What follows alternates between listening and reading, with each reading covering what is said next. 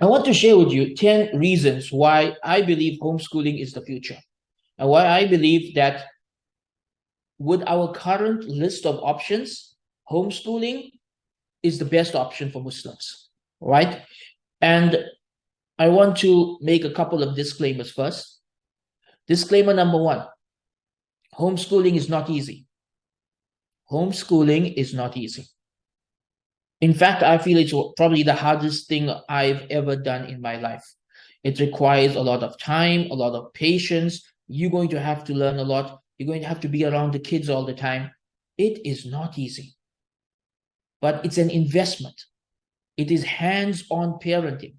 It is something that you're only going to see the benefits of 10, 20, 30 years down the line. So you have to be prepared for the fact that this is not easy. Anything worth doing is not easy, and that includes homeschooling.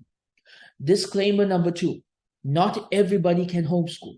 Not everybody can homeschool, right? Some don't have the time, some don't have the skills, some are living in countries where it's not legal. So this isn't for everyone. It's not a one-size-fits-all solution.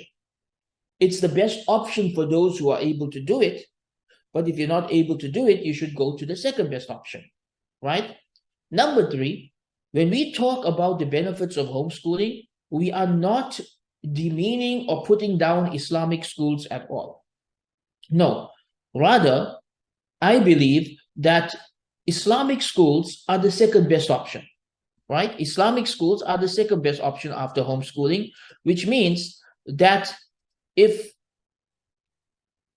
you are unable to homeschool, the best thing you can do is put your child in an Islamic school. And also Islamic schools are of different levels in terms of the quality of teachers, who the board of directors are, how much emphasis they put on the Islamic studies, what their budget is. So some Islamic schools are better than others, and some of them may even be better than homeschooling, right? Again, that depends where you live and what options are available to you. So I'm not talking about homeschooling versus Islamic school. I don't want to put these two against each other.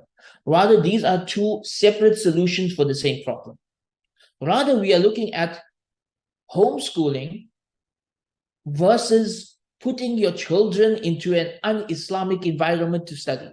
Sending your 6-year-old, your 5-year-old, your 7-year-old to a public school or a private school where it is essentially the kuffar who are educating them, and where they're learning about LGBTQ, and they're learning about the freedom to commit zina, and they're learning about atheism and how religion is backwards, and they are not equipped yet to deal with this. They are too young, their minds are not formed yet, they are not ready to handle this, right?